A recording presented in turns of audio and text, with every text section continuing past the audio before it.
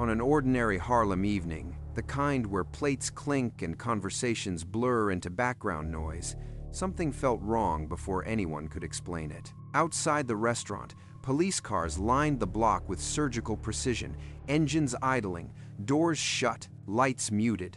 No sirens, no shouted commands, just uniforms standing still, watching an entrance they refused to cross. Inside, dinner continued as if nothing had changed, except everyone knew it had. The city was holding its breath.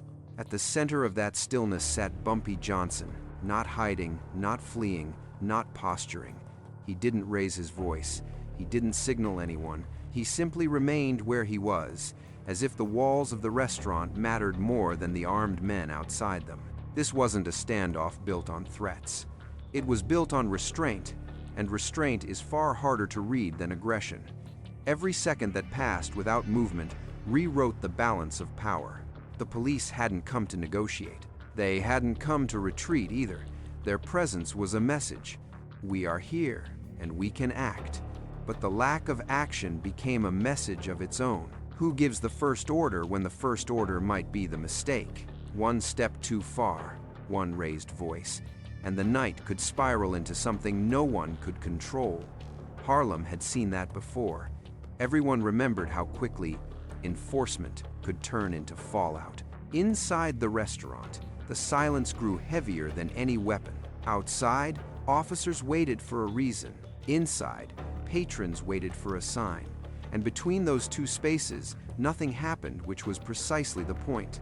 This wasn't about arresting a man.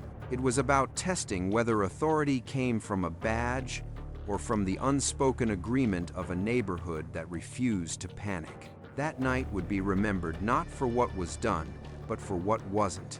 Because sometimes, power doesn't announce itself with violence. Sometimes, it proves itself by making sure no one dares to move first. To understand why no one moved that night, you have to understand the place itself. The restaurant wasn't just a business. It wasn't even just neutral ground. In Harlem, it functioned as a pressure valve, a space where tensions were absorbed instead of released. Deals weren't signed there. Threats weren't spoken there.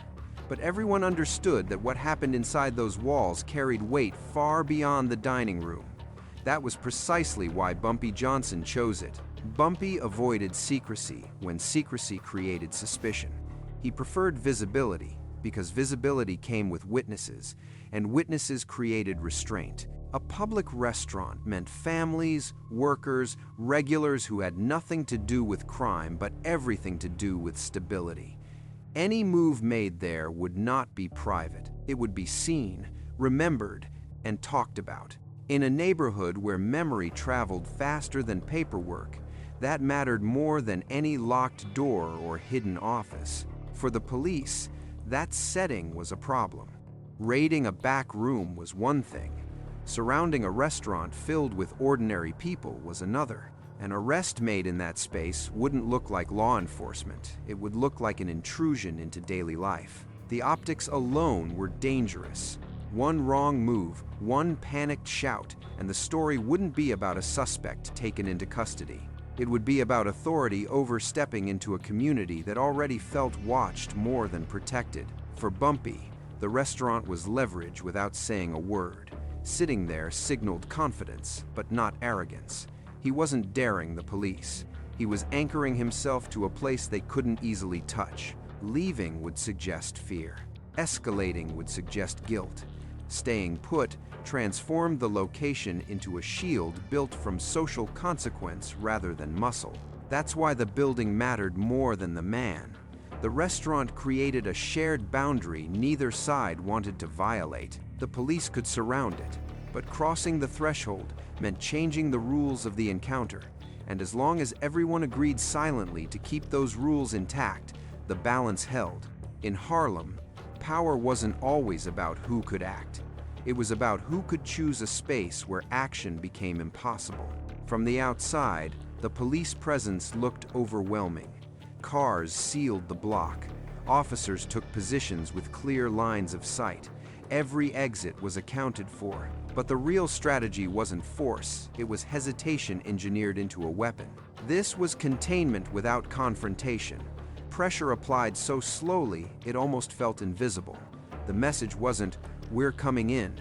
It was, "We can wait longer than you think." For law enforcement, this kind of operation carried its own risks. An immediate arrest would have required justification that could survive scrutiny, not just in court, but in the court of public opinion. Harlem wasn't an abstract map coordinate. It was a community with long memory, where aggressive policing had consequences that outlasted paperwork. Surrounding a restaurant full of civilians meant every officer understood one thing clearly. If something went wrong, there would be witnesses everywhere, and none of them would forget. That's why no one reached for a door handle. Instead, the police chose visibility. They wanted everyone inside to feel the perimeter tightening, to sense that movement was being measured, logged, anticipated. This kind of pressure forces mistakes: a rushed exit, a nervous signal, a sudden attempt to flee. But that only works if the other side believes time is against them. That's where the strategy stalled. Bumpy Johnson didn't respond like a man under siege. He didn't test the perimeter. He didn't send anyone outside to probe it. By refusing to acknowledge the pressure, he disrupted the entire logic of the operation. The police were waiting for escalation.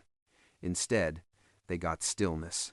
Every minute that passed shifted the burden of decision-making. The longer the standoff remained silent, the harder it became for the police to justify breaking it. Acting too soon would look reckless. Waiting too long would look like uncertainty. And uncertainty is dangerous for an institution built on authority. So the officers stayed where they were, locked into their own formation. Guns stayed holstered. Radios stayed quiet. The strategy depended on someone blinking first. But in a confrontation defined by restraint, pressure without a trigger only works if the other side feels compelled to move. That night, no one did. Inside the restaurant, nothing announced itself as extraordinary. No chairs scraped back. No sudden silence fell like a curtain. Meals continued, but at a slower rhythm, as if the room itself had decided to breathe carefully. People spoke in lower tones without being asked. Glasses were lifted and set down with more control than usual. Everyone understood the same unspoken rule. Whatever happened next would be defined by who lost patience first. At his table sat Bumpy Johnson, unmoved by the presence pressing in from outside. He didn't look toward the windows. He didn't check the door. There was no signal to his hands, no coded glance to anyone else in the room.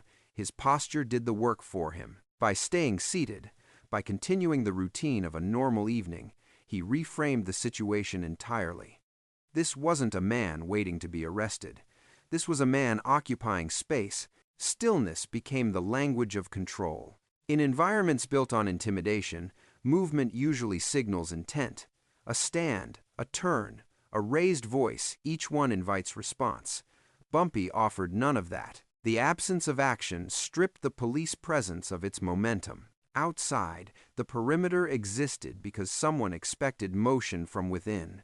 Inside, motion never came. The people around him became part of the equation without being recruited into it. No one defended him. No one challenged the police. They simply stayed. That mattered. Each person eating, talking, or waiting quietly added weight to the room.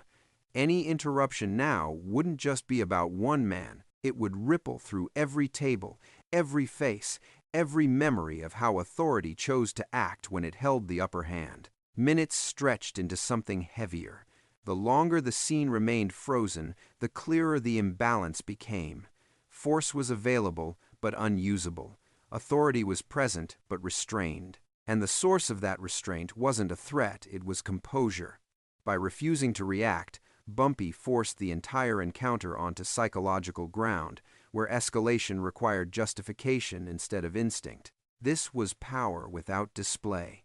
No raised fists, no whispered orders, just a calm that made every other option feel dangerous. The police could enter, but they would be entering his moment, on terms shaped by silence. And as long as he remained where he was, the room itself worked as an argument against action. In that stillness, the balance tipped not because something happened, but because nothing did. What truly locked the situation in place wasn't the police line outside or the man seated inside. It was everyone in between. The restaurant was full of ordinary Harlem residents, workers finishing dinner, couples talking quietly, familiar faces who came there because it felt safe. None of them stood up to speak. None of them challenged the officers outside. But their presence alone changed the rules of the night. In Harlem, witnesses didn't need to testify to matter. They only needed to see. Everyone inside understood that if the police forced their way in, the story would belong to the neighborhood long before it belonged to a report. And that kind of story spreads fast. It doesn't rely on facts or timelines. It relies on memory. And memory in Harlem carried more authority than paperwork ever could. This was the silent echo of past encounters, when enforcement crossed into everyday life and never quite left it unchanged. The community didn't need to be told what escalation looked like. They had lived through it. That shared understanding created an invisible wall thicker than any police barricade. No chance, no resistance, just stillness reinforced by numbers. For Bumpy Johnson, this wasn't manipulation. It was alignment. He didn't ask for protection, because asking would have broken the neutrality of the space. By remaining calm and ordinary, he allowed the room to remain exactly what it was meant to be. A public place doing nothing wrong. The community didn't shield him with loyalty. They shielded themselves by refusing to become part of a confrontation. Outside, officers had to account for that reality. Every face in the window represented a consequence, not legal, social, not immediate lasting. Any force used here would be remembered as force used against Harlem, not against one man. And once that line was crossed, it couldn't be uncrossed. So the standoff deepened without a sound. The police waited for justification. The room offered none. The community didn't speak, but it didn't move either. In that shared restraint, the balance hardened into something neither side could easily break. This was the quiet truth behind the stillness. Power was no longer concentrated in a single figure or a uniform. It was distributed across every person who stayed seated, every conversation that continued, every minute that passed without panic. The witnesses said nothing, and by saying nothing, they said everything. By the time the night began to stretch thin, the standoff had become something else entirely. It was no longer about whether the police could act or whether Bumpy Johnson might respond. It was about who would accept responsibility for changing the situation. And that responsibility weighed heavier with every passing minute. For the officers outside, giving the order meant owning the outcome. Entering the restaurant would shatter the fragile equilibrium the scene depended on. Even a clean arrest would look like an escalation, a decision made in a space that had been deliberately kept calm. The longer they waited, the harder it became to argue that urgency existed at all. Action now would raise a single question no report could easily answer. Why then? Inside, the calculus was just as tight. Standing up to leave would hand control back to the perimeter. It would turn patience into retreat. Remaining seated, on the other hand, forced time to work in his favor, not through defiance, but through endurance. As long as nothing changed inside, the pressure outside had nowhere to go. And so nothing happened. Cars stayed parked. Doors stayed closed. Radios stayed quiet. The perimeter that had been meant to provoke a response instead trapped everyone in place. Each side waited for a signal that never came. Each side understood that moving first would redefine the night in a way that couldn't be undone. Eventually, the tension loosened not with an announcement, but with fatigue. The street didn't suddenly clear. It thinned. A car rolled away. An officer shifted position. The message wasn't victory or defeat. It was acknowledgement. The test had been run, and the result was inconclusive, which, in this context, meant everything. No one ordered the first move, because the first move carried all the risk. And in that quiet refusal to act, the balance of power revealed itself, not as dominance, not as surrender, but as control exercised through restraint. That night ended the way it had been defined from the start, without a sound. By the time the restaurant returned to its usual rhythm, there was nothing to point to as a conclusion. No arrest, no confrontation, no official explanation. On paper, the night barely existed, but in Harlem, it lingered far longer than any incident report ever could. People remembered the silence. They remembered how close authority came to acting and how it chose not to. What happened outside that restaurant wasn't a failure of enforcement. It was a revelation. Power doesn't always announce itself with action. Sometimes it reveals itself by shaping what cannot be done. The police had presence, numbers, and force at their disposal. What they lacked was permission, not legal permission, but social permission. And without it, even the strongest institutions hesitate. For Bumpy Johnson, the night wasn't about defiance or survival. It was about positioning.